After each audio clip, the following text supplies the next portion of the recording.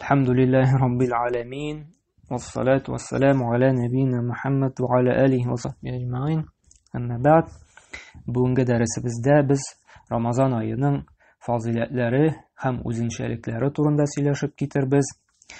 Çünkü Allah Teala bütün aylardan ayrılmalı bularak Ramazan ayına bik küp faziletler, bik küp özünçelikler bergen. Hem бүтән bir nindi ayda yok, şuşu Ramazan ayına teң bulgan. Çünkü bu ayda şu en birinci indi fazilet, şuşu ilahi kitap Allah Teala'nın sözü ingen aylarının birisi bulup tura. Çünkü Kur'an-ı Kerim bizning indi bu dünyada dürüst itip yaşarga, hak yolunu күрсәткән indi бәхет сәгадәткә ирештирә торган kitaplarının birisi şuşu Kur'an-ı Kerim bulup tura. Şu Kur'an-ı Kerim de bizning Ramazan ayında ine başlagan. Bu bütün aylardan bularak en mühim indi en tüp ayırması bulup tura. Allah Teala bütün aylardan saylap alıp özünün şuşu hak kitabın şuşu ayda indire başlagan. Менә bu гына җитер бүтән aylardan da şunday zor ayırma bulurga. Әмма ләкин бүтән айырмаларда үзенчәлекләр дә бар, әмма ләкин бу иң мөһиме булып тора. Чөнки Kur'an kitabı ул җәннәткә илтүче. Һәм ул китап менә бу дөньяда да, һәм ахирәттә дә, тынычлыкта, иминлектә, бәхет сәгадәттә яшәргә өйрәтә торган китапларның берсе булып тора. Һәм монда бөтен гыйлем җыелган. Монда безнең инде төрле кыссалар бар. Үзебезгә гыйбрәт алыр өчен үткән буыннарның да һәм киләчәк кайбер вакыйгаларны да Аллаһ Тәала хәбәр иткән. Һәм Аллаһ Тәала кайбер гамәлләрдән шушы китапта безне тыйган. Әгәр дә шушы гамәлләрдән тыйылсак, без үзебезгә, тормышыбызга зыян китермибез. Әгәр дә киресенчә шушы тыйганнарны эшлибез икән, безнең сәламәтлегебезгә, безнең тормышыбызга зыян киләчәк. Һәм бу сәламәтлегебезне дә, тормышның иминлеген дә саклый торган китапларның берсе булып тора. Һәм моның фазилаты турында да инде без әле аерым бер дәрес багышларбыз. Куръанны уку турында инде, бигрәк тә Рамазан аенда Kur'an'ı укырга кирәклеге турында инде без монда инде кыскача гына фазилетләрен алып китәбез. Менә бу иң беренче белергә тиешбез. Рамазан аеның инде иң бик фазилеты ул Kur'an ингән ай. Шуңа күрә без моны белергә тиешбез. Ничек соң без?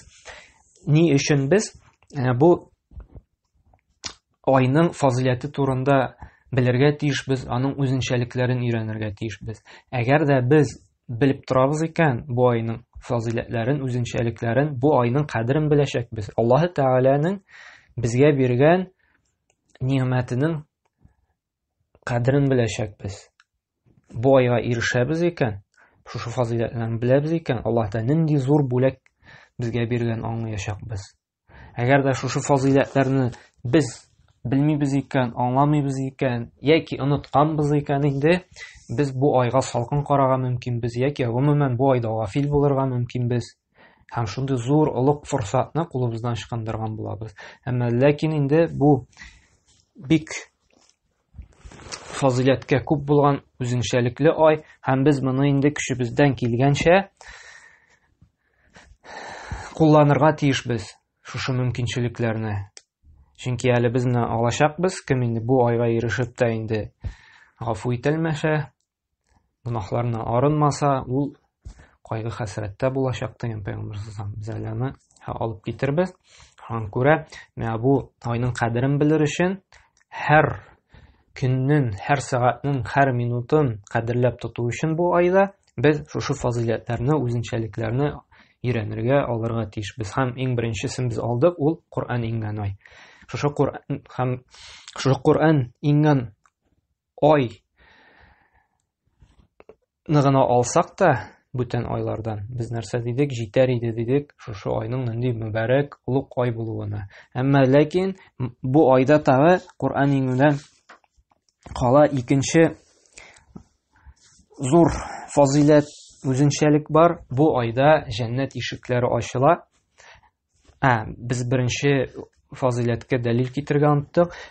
Baqara surasining 185 oyati dalil bo'lib turadi. Alloh taolo aytadi: "Shahr Ramazonallazi unzila fihi al-Qur'anu hudan lin-nasi va bayinatin minal huda wal furqan."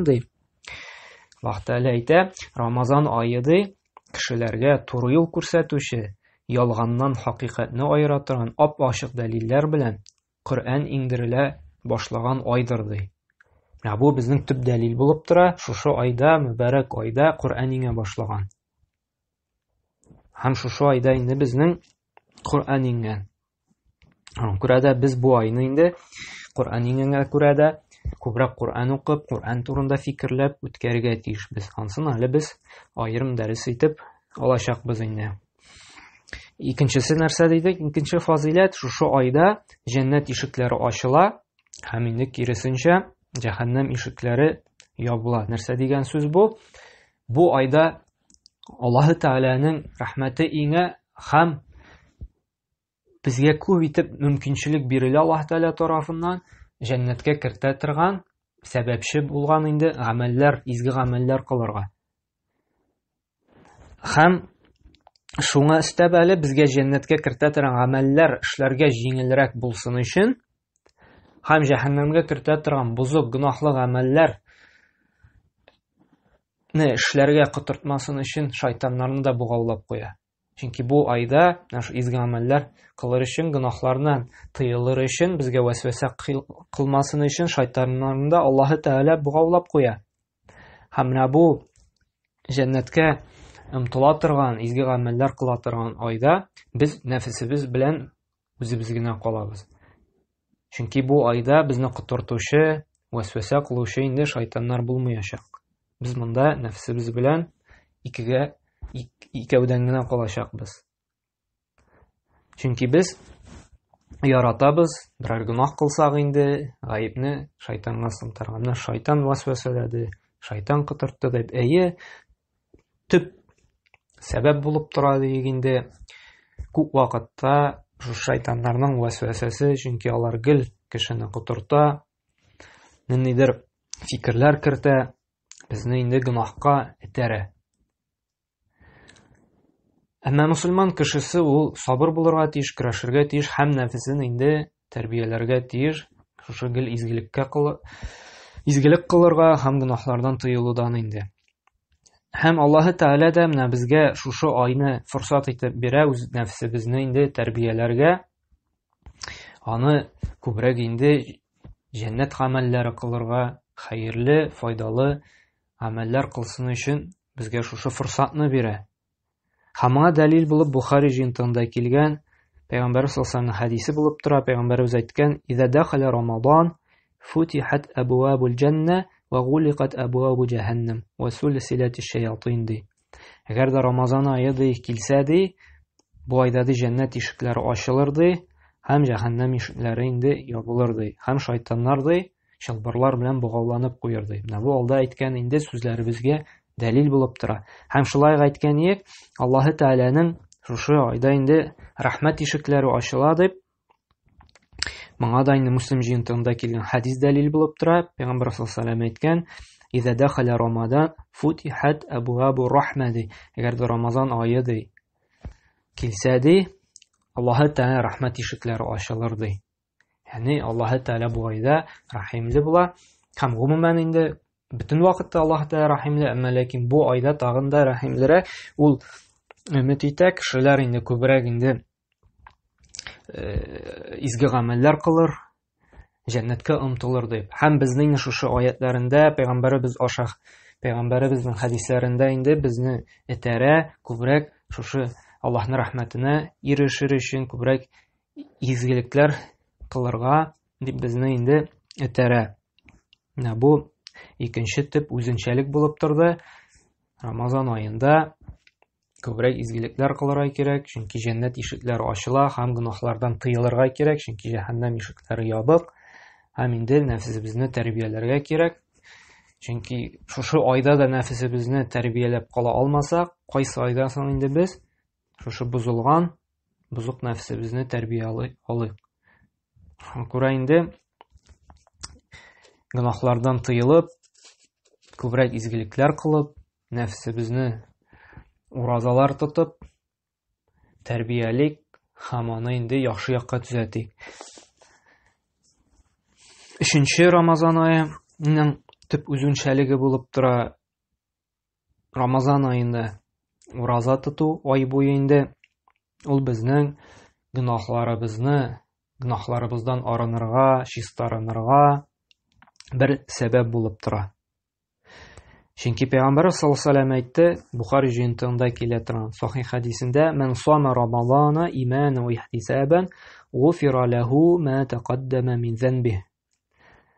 Кемдә Рамазан уразасын ныклы иман белән һәм инде Аллаһы Тәгалә әзерләгән савапны өмет итеп, шушы Рамазан аенда уразаны тотып чыкса, моннан алда булган гөнаһлары гафу ителер. Бу безнең дәлил булып тора. Әгәр дә без Рамазанга ирешеп, Аллаһка ышанган килеш, иманлы рәвештә һәм Аллаһы Тәгалә ураза тотучыларга биреләчәк савапны өмет итеп ураза тотып чыгабыз икән, ай буе кимчелексез диек, монда булган гөнаһларыбыз инде барысы да гафу ителәчәк. Менә монда килә барлык гөнаһларда дип гафу ителә. Әмма ләкин инде иллә дә мәгәр нәрсә диде? Без шушы гөнаһлардан арыначакбыз, чистарыначакбыз, анадан туган бала кебек инде гөнаһсыз сабый кебек булачакбыз, әгәр дә без зур гөнаһлардан тыелган булсак, зур гөнаһлардан ерак булсак һәм зур гөнаһлардан тәүбә кылсак. Шул вакытта безнең калган бөтен гөнаһлар гафу ителә. Әгәр дә инде зур гөнаһлардан тәүбә кылмасак инде, бу вакытта әле без тулысынча гөнаһлардан гафу ителмәбез. Безнең кичкенә гөнаһлар бөтенесе дә гафу ителәчәк. Чөнки хәдистә инде ачык бәян кылына. Барлык гөнаһлар да гафу ителә. Иллә дә мәгәр зур гөнаһлардан башка. Чөнки хаҗ кылабызмы, без ураза тотабызмы, нинди генә хәдисләр, аятлар килмәсә, шушы гөнаһларыбыз гафу ителә торган, чистарына торган дип инде монда һәр вакытта да бара зур гөнаһлардан кала гөнаһлар, ягъни кичкенә гөнаһлар. Һәр вакытта да гөнаһларыбыздан арынасабыз, чип-чиста буласыбыз килсә, без һәр вакытта да инде тәүбә кылырга тиешбез. Без инде тәүбә турында кичә инде сөйләшкәнек, шуңа күрә аның шартларын алып китмибез. Һәм менә бу сүзләребезгә дәлил булып тора инде. Муслим җыентыгында килә торган сахих хәдис, Пәйгамбәр саллаллаһу алейһи ва сәллям әйтте: "Ас-салату хамсу вал-җум'ату илал-җум'a ва рамадану иля рамадан мукаффиратун ма бәйнәһунна иза ижтанабат кабаир." Биш вакыт намаз укуды, җомгадан алып икенче җомгага хәтлек һәм Рамазаннан алып икенче Рамазанга хәтлек шулар арасында булгандай бөтен гөнаһлар да гафу ителәчәк. Әгәр дә зур гөнаһлардан ерак булган булса, ягъни зур гөнаһларны кылмаган булса. Монда шарт итеп куя Пәйгамбәр саллаллаһу алейһи ва сәллям, безнең гөнаһлар гафу ителәчәк, шушы 5 вакыт намаз укып, алар арасындагы булган гөнаһлар, җомгага йөрибез икән, 2 җомга арасында булган гөнаһлар һәм Рамазан, 2 Рамазан арасында кылган гөнаһларыбыз гафу ителәчәк икән. Нәрсә эшләсәк, шушы зур гөнаһлардан инде ерак булган булсак, зур гөнаһларны инде кылмаган булсак, яки зур гөнаһларны кылсак, тәүбә кылган булсак кына. Менә бу дәлил булып тора. Безнең зур гөнаһларыбыз гафу ителәчәк тәүбә белән генә һәм инде тәүбә кылган вакытта гына, яки зур гөнаһлардан ерак булган булсак кына инде бөтен гөнаһларыбызда да инде гафу ителәчәк. Шуңа күрә, әгәр дә без шушы айның фазиләтен, үзенчәлеген кулланасыбыз килә икән, бу форсатны кулланышкындырасы килмәсә, без гөнаһларыбызга тәүбә кылырга тиешбез инде. Зур гөнаһлар калган булсак инде. Һәм 4нче үзенчәлек, 4нче фазиләт шушы айның инде бу айда, бу айның бер көнендә диек, Кадер киче бар. Бүтән бер айга да мондый үзенчәлек, мондый фазиләт бирмәгән. Һәм бу Кадер кичендә кылган гыйбадәт 1000 айдан да кылган гыйбадәтләргә караганда хәерлерәк, саваплырак һәм үстенрәк инде. Менә уйлап кына карыйк, әгәр дә шушы Кадер киченә ирешеп, biz bu tünне гыйбадәттә үткәрәбез икән, намаз укып, Qur'an укып, Аллаһны зикр итеп, анда бүтән төрле гыйбадәтләр кылып инде без 83 елда 4 ай гыйбадәт кылып үткәргән әҗер-савапны алачакбыз. Уйлап кына карыйк, менә бер төнне гыйбадәттә үткәрәбез икән, һәм ул төнебез безнең кадер киченә туры килә икән, без 83 ел буе һәм 4 ай шушы гыйбадәтне кылган әҗер-савап алачакбыз. Бүтән бер көнгә дә, бер айда да мондый үзенчәлек, мондый фазилат бирелмәгән. Бу айда кылган гыйбадәт 1000 ай гыйбадәт кылган кебек инде әҗер-савап алачакбыз инде. Һәм без шушы кадер кичә турында аның кайсы көннәрдә була, һәм аның инде нинди русча әйтсәк признаклары бар. Без аның бөтенсендә инде алдагы дәресләрдә шушы Рамазан аенда инде Аллаһ Тәгалә ирешсәк, шушы көннәргә инде без аналарны инде сөйләп китербез. Һәм шулай әле безнең Qur'an иңүдә шушы кадер кичендә булды. Аллаһ Тәгалә тулы бер сүрәдә иңдерде бит инде, иннә анзална фи ләйләтил кадр ди, без ди дөреслектә ди шушы кадер кичендә ди иңдердек ди инде. Һәм ди шушы кадер кичендә ди кылган гыйбадәт ди 1000 ай гыйбадәт кылган кебек ди. Күрә, менә бу бигрәк тә инде соңгы 10 көндә шушы кадер кичен инде безгә тагын да тырышыбрак, тагын да гыйбадәттә үткәрергә кирәк булыр. Без алар турында әле сөйләшәчәкбез инде. Күрә, менә бу 4нче үзенчәлек булды. Ул да булса шушы кадер киче турында инде. Анда булган әҗер-саваплар. Тагын онытканмын, дәлил әйтергә, без 3нче фазилатны әйткән идек бит. Шушы Рамазан аенда ураза тотып чыгу, ул гөнаһларыбызны гафу итә дип, монда әле искә төште. Тагын бер хадис килә, Бухари һәм Муслим җыентында килә торган. Пәйгамбәр саллаллаһу алейһи әйтте: "Өметсезлеккә ди һәм хәсрәткә төшәр ди шундый кеше ди, Рамазан аена ирешеп тә ди, һәм Аллаһның ди гафу ителүенә ди, Аллаһның ярлыклавына ирешмәсә ди." Ягъни нәрсә дигән сүз? Шушы кеше ди хәсрәттә булачак ди. Әгәр Рамазан аена ирешеп тә ди, Аллаһ Тәгаләнең ярлыклавына, Аллаһ Тәгалә аның гөнаһларын инде гафу итүенә ирешмәсә ди, бу кеше инде нәрсәдә булачак ди? Хәсрәттә ди. Менә бу тагын ассызыклый Рамазан ае гөнаһларны гафу ителүенә бер сәбәп булып тора. Шуңа күрә, менә бу айга да ирешеп, әгәр дә без күп итеп изге гамәлләр кылып, тәүбәләр кылып, күп итеп истигъфарлар кылып, чистарынып чыкмыйбыз икән, бу кешенең хәле бик аяныч. Чөнки Пәйгамбер саллаллаһу нәрсә диде? Хәсрәткә төшәр диде мондый кеше. Аллаһның гафу мәгъфирәтенә, ярлыклавына ирешмәсә ди. Шуңа күрә игътибарлы булыйк менә бу мәсьәләгә. Чөнки кайбер кешеләр инде бәрбер ниндидер эшкә бирелеп, әле бу елны әлхәмдүлилләh Аллаһ Тәгалә ансыннан да арындырды безне. Әлхәмдүлилләh шундый форсат бирде диек инде, бик авыр булса да инде безнең теге нәфсебезгә диек инде идаяту, әмма ләкин бу елга әле менә шушы хәдисләргә ирешүгә безгә күпмедер микъдарда җиңелрәк. Чөнки күп кеше, күпчелек кеше, бөтен кеше булмаса да, әмма ләкин күпчелеге өйдә утыра һәм Рамазан аенда да әле Аллаһ Тәгалә тагын безгә өйдә утырырга мөмкинчелек бирә. Быел инде кеше зарлана алмый, эштән җибәрмиләр, эшкә барасы бар дип, чөнки күп кешене Аллаһ Тәгалә өйләренә кертеп утырды. Менә Рамазан ае җитте, гыйбадәт кылып, ураза тотып, төннәрен гыйбадәттә үткәрегез дип. Чөнки бу елны инде бер кешенең дә гызры булмаячак, иллә дә мәгәр инде шы вакытына карап та әле эшкә чыккан кешеләрдән башка инде. Күрә, бу айда бигрәк тә безгә тырышыбрак үткәрергә кирәк Рамазан аен. Чөнки инде безнең гыйбадәт кылмаска, шушы айның кадерен белмәскә сәбәп юк. Әлхәмдүлилләh, Аллаһ Тәгалә безгә бу күп итеп зарланганыйк, вакытыбыз юк дип, эштә эш дип, өйдә утырган юк дип, менә Аллаһ Тәгалә өйгә кертеп утыртты.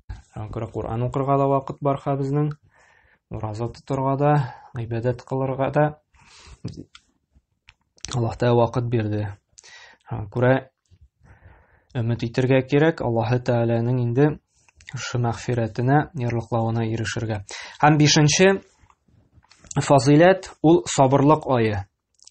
Чөнки кеше ай буе сабыр итә шушы ачлыкка, сусауга, буш сүзләр сөйләүдән, чөнки ураза тоту әле ул ашау ичүдән генә тыелу түгел, гомумән бөтен гөнаһлардан да тәнебез тыелырга тиеш. Ул буш сүзләрдән дә, гайбәттән дә, анда күзләребез дә тыелырга тиеш, анда харам нәрсәләргә караудан, колакларыбыз да тыелырга тиеш, анда төрле бузык сүзләр тыңлаудан, аякларыбыз, кулларыбыз да гөнаһлы гамәлләр эшләүдән тыелырга тиеш. Һәм гомумән шушы бөтен нәрсәдән без тыелып, бу айда сабыр итәбез.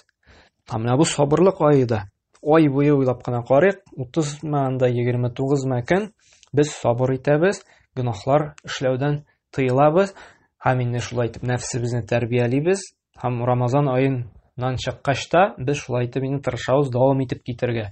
Шушындай ук булдырылганча Рамазан аенда үткәргән хәл белән. Анда уразалар тотып, нәфил уразалар име, шаввал уразалары, анда дүшәмбе, пәнҗешәмбе һәр айның 13-15, анда шулай ук садакалар биреп, зикрләр әйтеп, бүтән төрле гыйбадәтләр кылып инде нәфсебезне тәрбияләгәч, тырышабыз дәвам итәргә инде, шушы сабырлыкны инде. Һәм бигрәк тә Аллаһ Тәгалә бу айда безнең мөмкинчелек бирә шушы сабырлыгыбызны тагын да инде көчәйтергә. Һәм Аллаһ Тәгалә Зумар сүрәсенең 10нчы аятында әйтә: "Иннама юваффас-сабируна аҗрахум бигайри хисаб". Дөрестлектә ди, Аллаһ Тәгалә ди сабыр кылучыларга ди әҗерне ди хисапсыз бирә ди. Без беләбез кайбер аятлардан, кайбер хадисләрдән Аллаһ Тәгалә кайбер гамәлләргә инде савапны билгеләп куелган. Мәсәлән, Кур'ан укыйсың икән бер хәреф өчен 10 әҗер савап. Җәмәгать белән мәчеттә намаз укыйсың икән, 27 савап. Һәм башка шундый инде безнең хадисләр бар, кайбер инде гамәлләргә Аллаһ Тәгалә билгеләгән. Әмма ләкин бу сабыр итүчеләргә ди савапны ди хисапсыз бирәм ди. Ни өчен? Чөнки сабыр итү бик авыр ул. Без аны инде Рамазан аенда ураза тоткач беләбез. Чөнки сабыр кылу бик авыр. Кеше анда начар сүз әйтергә мөмкин, син ачуың чыга, кызып китәсең, ләкин син сабыр итәргә тиеш. Рамазан аенда ураза тоттым дип, уразамны бозмыйм әле дип.